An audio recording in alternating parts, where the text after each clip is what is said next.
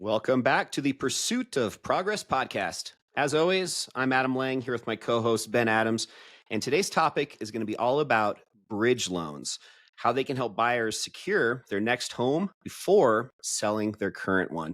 So, a problem for a lot of people right now is just how they're feeling stuck because they can't buy that next home until they sell their current one. So, these bridge loans provide short term financing that oftentimes allow homeowners to tap into their equity to buy before they sell. So today we're going to cover these bridge loans, what they are, how they work, who qualifies, and also just when they really make the most sense, as well as just talking through some of the risks involved. And Ben's going to share a few real world examples. So really excited to have Ben go in depth on this since this is in his wheelhouse and something he deals with on a daily basis. So with that being said, Ben, welcome back, buddy. How are you doing today? I'm doing great. Really excited to be back. I think this is something that's really important, especially in our market, Denver, Colorado, because we have a lot of our homeowners here. If you've owned a home for a couple of years, you probably have record equity. And so how do you put that equity to work for you right now before you sell that property? So excited to share some stories. Also excited to share some personal stories on how I use bridge loans. Awesome, man. Yeah, let's jump right into it. So, just starting off from the top, just for just anybody that is not familiar at all with what a bridge loan even is or what it means. So, explain just kind of a definition of the bridge loan and its main purpose. Yeah, the definition and what a bridge loan is it's really a short-term loan that helps bridge the gap between selling your current home and buying a new one. So it's a way of accessing the equity in an asset, usually residential real estate, before you purchase a new home. So someone might have a bunch of equity tied up in their property. And in this Denver market that's so competitive, if you're writing offers contingent and you're competing with other buyers, well, chances are you're going to get beat out. So how do you make your offers more competitive when you're trying to purchase? Well, you do that through a bridge loan where you do that through a bridge loan because that'll give you access to use that equity and put it to work, to where you can use it to fund your down payment, your closing costs, even pay cash for the property if it's a big enough bridge loan. Um, and then use that to then go purchase your new property or your next property. Usually, bridge loans are shorter in term. They're meant for temporary financing, not permanent. A lot of times, the interest rates are going to be variable, and normally there needs to be a very strong exit strategy. So, either how are you going to get out of the bridge loan? Normally that's done through selling the property and paying the loan back, or there are other options to refinance out of that we'll get into a little bit later. So those are kind of that's the overview of a bridge loan and how it works. Okay, cool. Well, yeah, when I was reading through some of our notes before the episode today, I was really fascinated by last year a NAR report. So, the National Association of Realtors had a report that said that 40% of home buyers right now are worrying about that timing of their sale and the new purchase, just being able to navigate kind of that juggling act. So, 40%, that's practically half of all buyers right now. This is a concern and something that they've, reported as being a challenge. And I think it's more pronounced in higher price markets like the market that we're in for a couple different reasons. Number one, homeowners, if you are a current homeowner, you more than likely have a significant amount of equity and possibly even record equity. So you want to be able to use, access, and utilize that on your purchase. But let's just say that you didn't have access to that. Well, the reason that you want to is because that's going to subsidize your down payment as well. And so if you were having to go purchase a new home and you weren't able to access your bridge loan, you would either have to wait until that property sold, or you would have to finance a much higher amount. And if you financed a higher amount, well, interest rates are higher. Your mortgage payment is going to be significantly higher then. Yes, you'd be able to pay it down after the fact, but is the loan going to be eligible for a recast? Not all loans are. So it just kind of complicates things. And at the end of the day, what this is really about is giving buyers more options. And when you have more options, you can make decisions that are more consistent with your long-term, medium-term, and short-term financial goals. Love that. I would just be kind of curious, just you personally with your business, how often are you doing bridge loans? Is this something that's 10% of your volume is bridge loans, 5%, 1%? Yeah, no, normally we will always, whenever I do a bridge loan, it's always in tandem with another purchase. And so, for example, I just helped a customer of mine who I've done, 5 or 6 loans for over the year. He's been trying to find the right property for his dream home, and he had a property in Erie, Colorado that he bought around 2020 and had record equity in that property, and was buying $1 million+ property, very financially literate, had his retirement account, uh, you know, funded, had some personal savings as well, but he doesn't necessarily want to dip into those other resources. And so that's how we got the conversation started about, using the bridge loan. And he actually already had a home equity line of credit set up on his departing residence. It just wasn't going to be enough. And that's a great strategy too. And that's why I believe if you have equity in your property, you should put a home equity line of credit on there just so you have access to the equity before you need it. Because if you do that, that can then function as a bridge loan. And instead of scrambling and trying to apply for a bridge loan and then also a new purchase all at the same time, you're better prepared. So that's the strategy that I actually recommend and suggest, is putting the bridge loan, i.e., a home equity line of credit, on your current property as soon as you have sufficient equity. And then not only can that function as a bridge loan, but it's also going to be, it can just a financial fallback. If there's ever,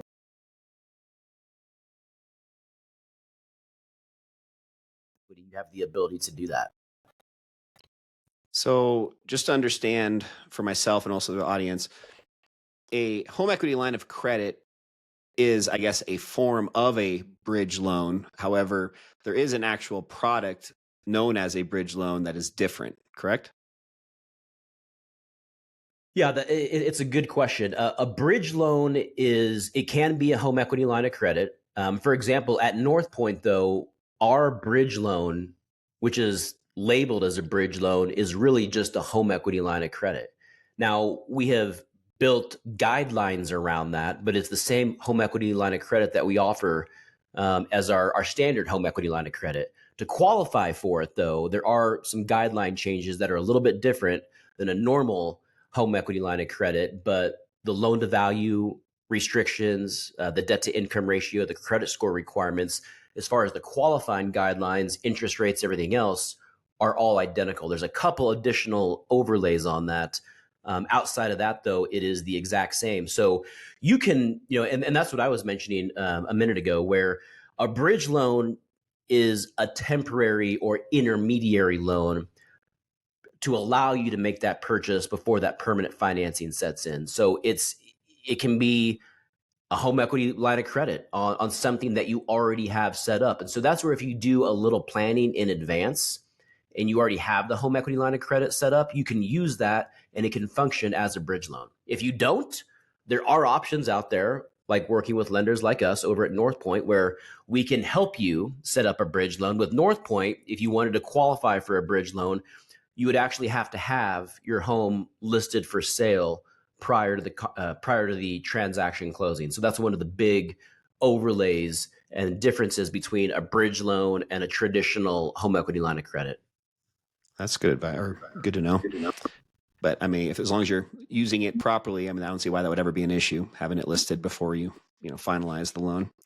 Mhm. So, is it pretty though uncommon for somebody to do both? You already have a home equity line of credit, to be able to qualify to do another form of bridge loan. Is that pretty unlikely? Like if you've set up a HELOC, home equity line of credit, most likely that's the only thing you're going to be capable of kind of utilizing in this scenario as a kind of a bridge between two different purchases. Yeah, that's another really great question. And that's also why I recommend getting that home equity line of credit set up in advance of your purchase. And the reason for that is, if you do that, you're going to be qualified off of your current debt profile, based off of your existing first mortgage and what a home equity line of credit would look like on your existing property. On a bridge loan, they're going to take in that home equity line of credit on the property that you're going to sell, but then they would also factor in what that new mortgage payment would be on the property that you would end up, the one that you're wanting to buy. And so at that point, there's, it can be more difficult to qualify for all of that at once versus qualifying for its, one step at a time. Because if you do that, uh, it's going to be a little bit easier to qualify for than trying to do all of this at once. And so that's another great point. And that's also one of the risks as well. The fact that, if you are going to do a bridge loan, it's possible you could have 3 mortgage payments. If the property that you're selling is more than likely going to have a first mortgage. If you put the bridge loan on there, that would be the second mortgage. And then the property that you were going to purchase would be the third mortgage. So you want to make sure that you're very financially secure and that you have a plan in place, both with the purchase and then paying off the bridge loan. Definitely. So just kind of finally kind of wrapping up this portion about just the eligibility and the approval process with this. So is there just kind of some kind of overall general, maybe a couple qualifications or just things to maybe share with everybody that's consistent with most, either HELOC or I guess a more of a formal bridge loan? Yeah, I think that's another really good question, and I'll get a lot of questions from buyers that they make it sound like I'll just go get a bridge loan. Well, here's what you need to know from a qualifying perspective.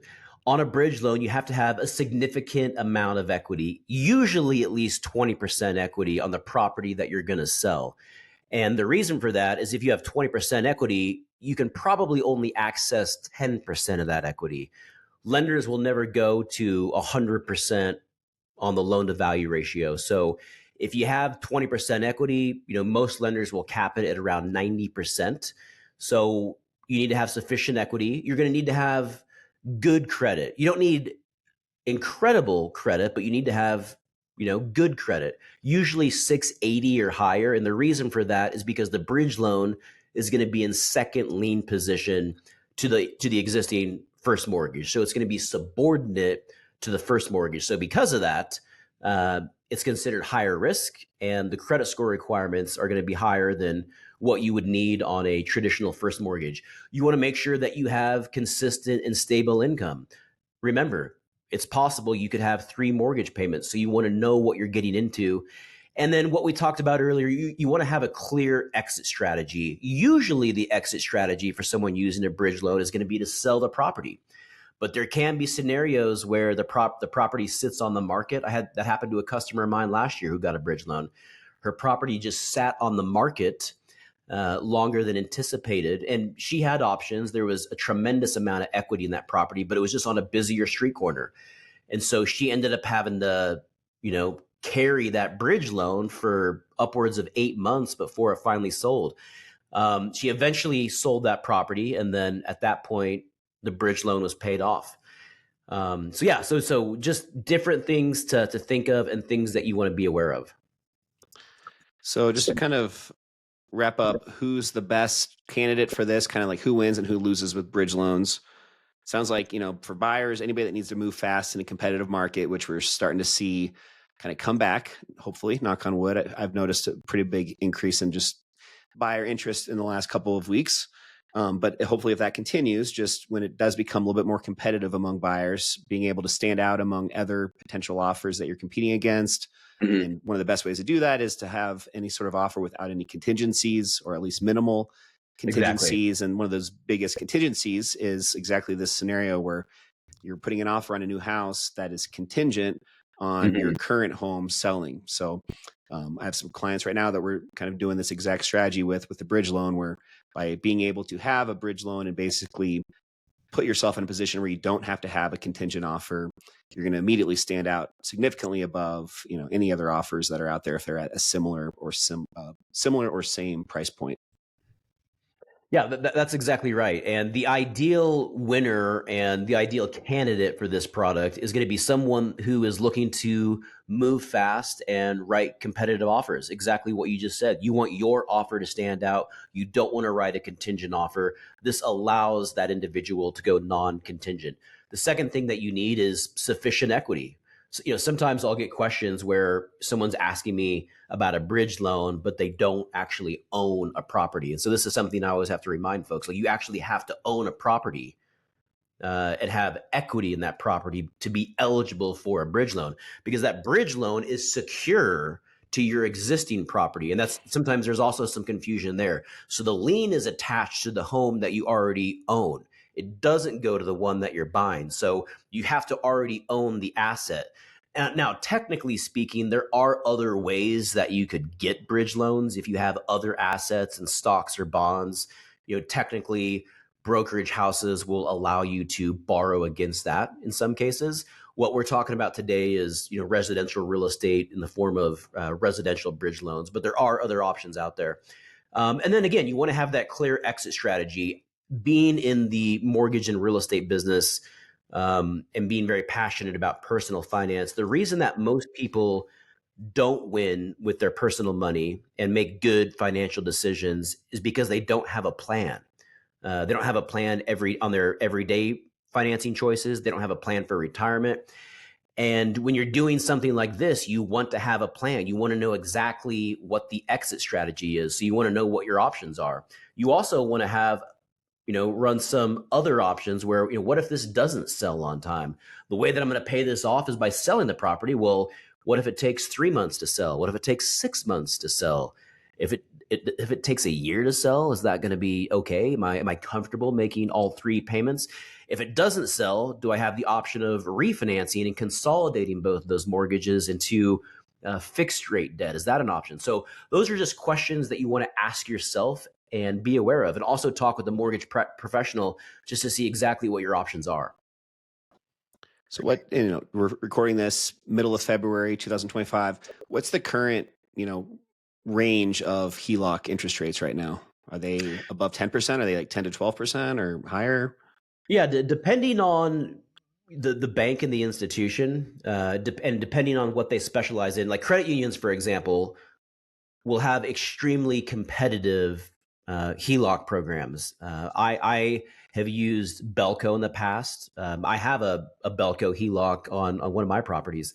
And the advantage of credit unions is that they are going to have lower interest rates that are not that far off, in some cases, what you'd be able to get on a first mortgage.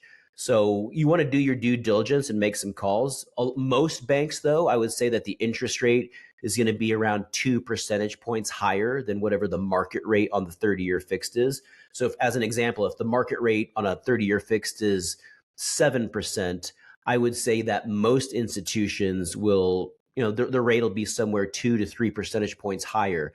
And of course, things like credit score, the amount of equity in the property, the debt to income ratio, all of those things matter and ultimately can influence and impact the interest rate. But to answer your question, though, I think this is what you were getting at. Interest rates are usually going to be higher on a bridge loan or a home equity line of credit than what you would expect on a first mortgage. It just made me think of something else that we had shared in a previous episode. We were talking just about credit and how to improve your credit score and just, how to properly manage money. I know we talked about HELOCs are also outside of the strategy of needing to purchase a new home and have this bridge loan scenario. A HELOC can also be a great option for people that might have some credit card debt that are maybe being charged 25 to 30% APR on a credit card. Using some of that HELOC money even to pay off a credit card. That is a positive, to be paying less interest. However, I know that you shared some really good advice on that previous episode about with any sort of, HELOC or a bridge loan, just being super duper cautious about only using that money to basically, follow that game plan that you've been talking about, not all of a sudden coming into this money and maybe we will go on that vacation that we've been talking about. I'd kind of like to upgrade my car. Like this is a slippery slope for people that aren't prepared with a game plan and have that financial literacy to avoid, going down that rabbit hole. That's right. And that's such a good point. And I'm so glad that you brought it up because honestly, the statistics don't lie. Most Americans really struggle when it comes to financial independence and financial freedom. 79% of Americans live paycheck to paycheck or have less than a $2,000 emergency fund saved. And it's not because it's an income problem most of the time. It's because they're not making decisions on a daily basis that are consistent with building wealth. And so if you open a home equity line of credit, and here's the other thing to consider. A lot of times when someone hasn't saved a significant down payment, so say for example that you have a first time home buyer and they bought a home during COVID, and let's just say they put 5% down. And some of that 5% down, was a gift from their family. Those are all very positive things. I love that they bought a home, that they're first-time home buyers, that they got a gift, and they made their home ownership dreams happen. Well, 5 years later, they have $300,000 of equity in their property because their home has gone up so much in value. Here's the thing, though. They've never managed $300,000 before. So if you put a home equity line of credit on that with someone who has no experience managing that type of credit line, the temptations can be very great. And that's why you have to have the financial discipline, and you have to have the plan and the vision in place to know exactly what you're doing. Because if you have that plan and that vision, it's going to give that line of credit purpose. It's going to help you make responsible choices that are consistent with the vision and the plan that you have for yourself. So the biggest mistake that I see people make is they start off with wanting to do something like we're talking about, doing a bridge loan or something positive. But then all of a sudden it goes off to this tangent that they weren't even, I'm going to go buy a boat, or I'm going to go buy, I'm going to go upgrade my vehicle. That's not what this was about. Yeah. I bet that happens a lot. So, well, before we move on to the next section, let's take a quick commercial break from our sponsored segment of the week, Roadrunner Property Care in Tucson, Arizona. Your property, their priority. So, are you a property owner in Tucson, Arizona, looking for hassle-free property management? Well, Roadrunner Property Care takes care of everything. Routine maintenance, security checks, guest management, you name it. Visit roadrunnerpropertycare.com. That's roadrunnerpropertycare.com today. All right, Ben. So let's just wrap up with a couple last questions that I have about bridge loans. We've talked a lot about just, when they make sense, talking a little bit more now about when they do not make sense. So you've spoken a little bit about just how they are a little bit higher interest rate, about 2% typically above the market rate at the moment. They are a little bit more short-term focused. So it's not a solution for, certain things. It's, a short-term type thing.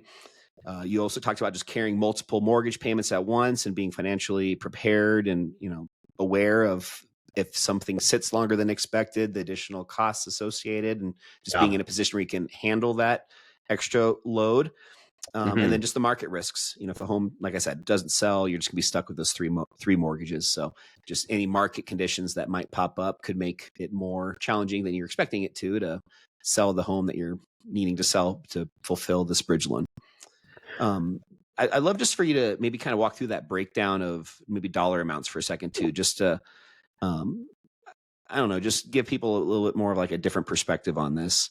Yeah, let me walk through an example, and I'm glad that you asked me that because there always is a lot of confusion on what mortgage is on what property. And so let's just walk through an example really quick. So let's say that we have a homeowner named Ethan. Ethan is currently a homeowner, and his current home is worth $500,000. Ethan has a mortgage on his existing property for $300,000. So he wants to go buy another property, but he's a current homeowner. Home is valued at $500,000, has a $300,000 mortgage on his property. So that's property A. Now he wants to go purchase property B, but to go purchase property B, he wants to put $100,000 down. Well, he doesn't have $100,000. So what he does is he calls his bank and he requests a bridge loan for $100,000. Ethan is well qualified. He has a good score. We know that he has sufficient equity in the property because his home is worth $500,000. He only owes $300,000. So there's $200,000 there in equity. He's only asking for $100,000. So the equity box is checked.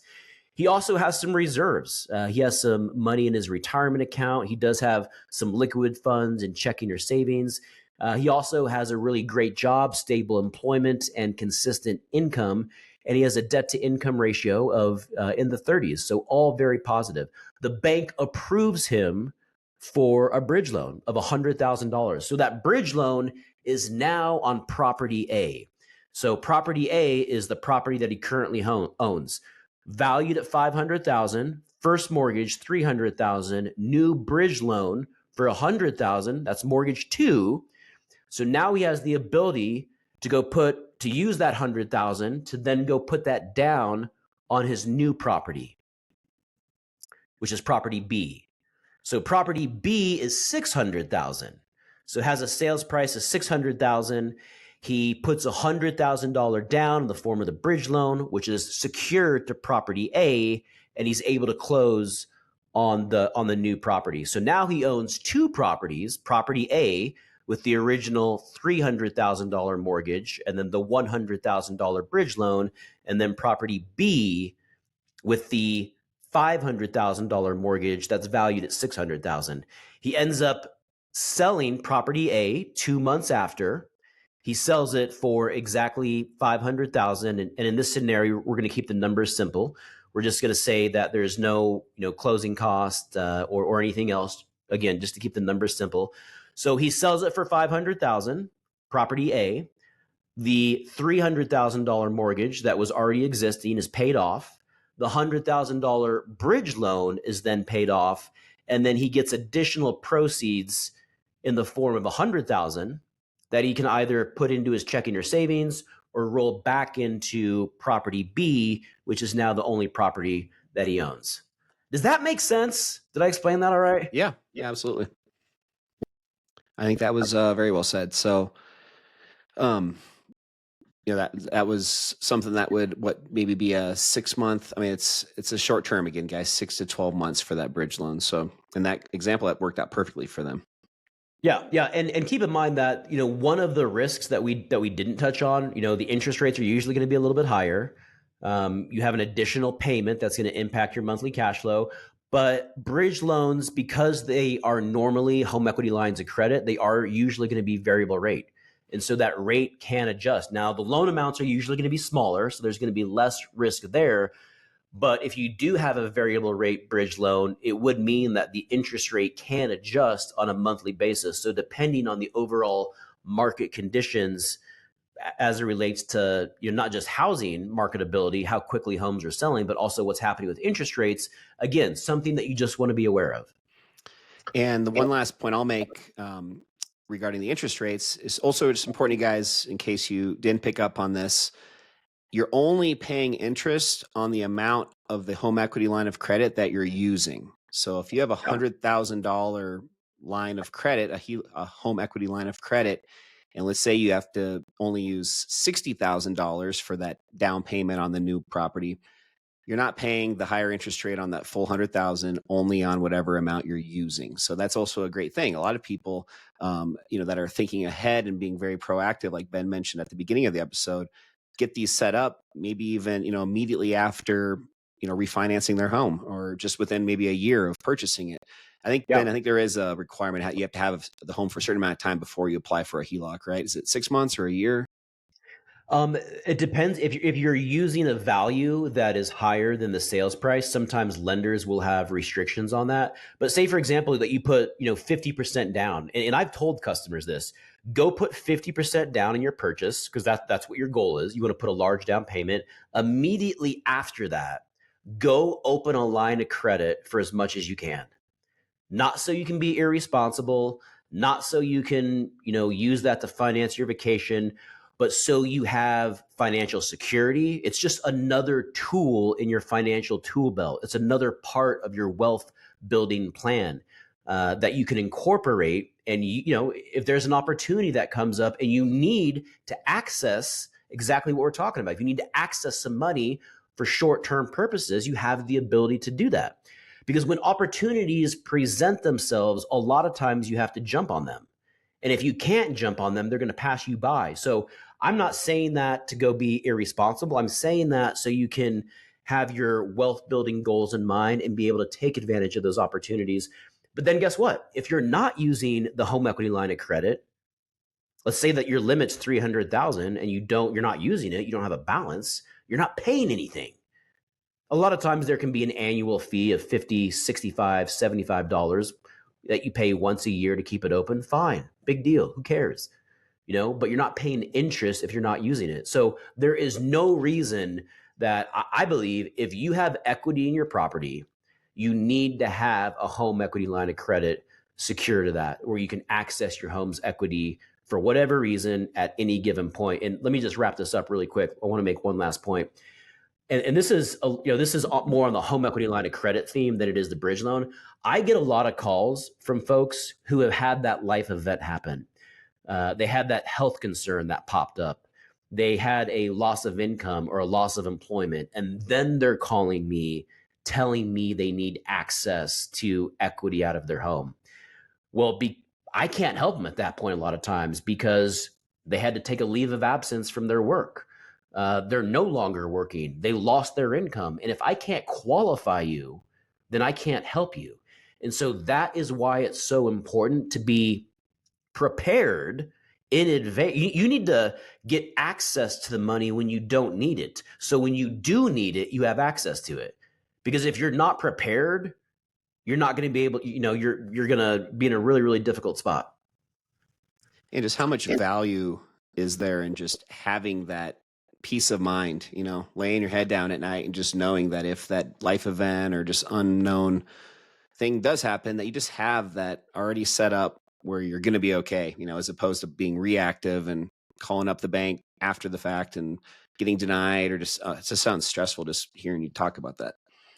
So the amount of credit that I have set up for myself, like if I told you, I not only do I have credit cards, and again, all of the credit that I use and that I have is used in a very responsible way. My credit cards, I do not pay interest on. They are paid off every single month.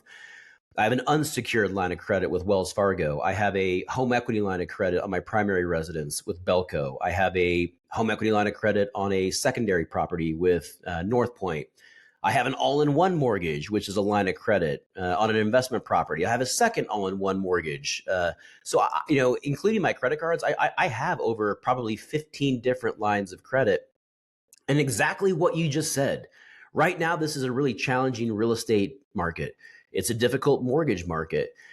But when you have access to, if I have a difficult month or a difficult quarter, or if there's issues with the investment properties, I still have access to be able to use the funds when I need them if something did come up, if there was some type of emergency. Last year, for example, one of my investment properties in Tucson, I had to replace the entire roof out of pocket because the roof exceeded its livable duration. I tried to file an insurance claim. It got denied. So I had to replace the roof out of pocket. I can either, use my personal savings, or I can go use my line of credit to pay for it and then pay myself back at my own pace. And so that's ultimately what I'm talking about. You have so many more options, flexibilities, and you're going to be able to sleep better when you have a plan in place and you set it up correctly. Love that, man. Very inspiring and just great advice for pretty much everybody out there. So nobody can, deny that just having that peace of mind is incredibly valuable. And the older you get, I think the more anxious you become on some of that stuff, and even more valuable it is. So yeah, I think sometimes people get a little bit spooked though, because they don't always understand this stuff, and it's so foreign and it seems a little bit scary. Mm-hmm. Yeah, I get it. And that's why it's so important just to really understand what you're trying to do and talk through it. And, don't get advice from someone who's not doing what you're doing. So don't get advice from someone who's not a real estate investor about real estate investing. Talk to a mortgage professional or a real estate professional who understands the type of transaction you're looking to qualify for to get some really meaningful advice. Love that. Well, you guys, with that being said, hope you guys got some good value from this one today. Again, just talking all about bridge loans, home equity lines of credit, just how that value of that flexibility, but also how they really do require strong financial planning and financial literacy. So obviously they work great for different markets, but especially right now in these competitive markets, especially what's going to hopefully turn into more and more as the next few months and years to come, when more and more buyers are getting into the market and it's becoming more competitive again. Thinking very optimistically here. But again, guys, just a great option for a lot of different reasons. So if you have any questions that you want to get a little bit more one-on-one with on this, feel free to reach out to Ben. He's a great resource. We'll always have his contact info included in the podcast notes, or you guys can always just look us up on social media as well. And with that, Ben, I hope you guys have a great rest of your week. And we look forward to sharing an all new episode of the Pursuit of Progress podcast with you soon. That's right. Love you guys. We'll see you next week. See you guys.